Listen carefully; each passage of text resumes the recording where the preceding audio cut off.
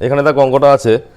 আমরা এর আগের ভিডিওতে সমাধান সূচক নিয়মাবলীর 3 দাগ পর্যন্ত করেছিলাম। এখানে 4 দাগের অঙ্কটা আছে, সমাধান করতে হবে।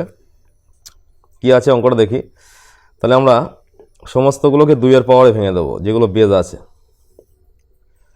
ইন্টু 4টাকে 2 এর পাওয়ারে ভাঙলে কী হবে? 2 টু দি পাওয়ার 2। পাশে পাওয়ারটা আছে, লিখে দিলাম 3x - 1। এটাকে 2 এর পাওয়ারে ভাঙলে কী হবে? 2 টু দি পাওয়ার 2 ইন্টু ওপরে একটা পাওয়ার আছে 2x, নিচে 2 টু দি পাওয়ার 3x। এবার 2 to the power 4x into 2 to the power, এই দুটো গুণ করে দিচ্ছি, 6x - 2।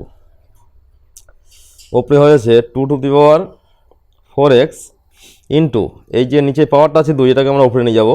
তাহলে কী হবে? আমরা নিয়মে বলেছিলাম, থিওরিতে, নিচের পাওয়ারটা উপরে গেলে মাইনাস হয়। এবারে গুণের সময় পাওয়ারগুলো যেহেতু বেজ একই থাকলে যোগ হয়, সেই নিয়মটা করছি, যোগ করে দিচ্ছি 6x - 2। ডান দিকেও তাই, 2 টু দি পাওয়ার 4x যোগ করলে কী হবে? এটা ব্র্যাকেট দিলাম, কারণ হচ্ছে মাইনাস মানে চিহ্ন আছে সেই জন্য। তাই 2 টু দি পাওয়ার 6 × 4 = 10, 10x - 2। এখানে 2 টু দি পাওয়ার 4x প্লাসে মাইনাসে -3x।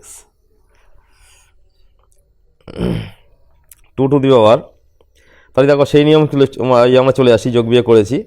বলেছিলাম বেজ একই থাকলে সমাধানের সময় বা সূচকের নিয়মে পাওয়ারগুলো সমান হয়।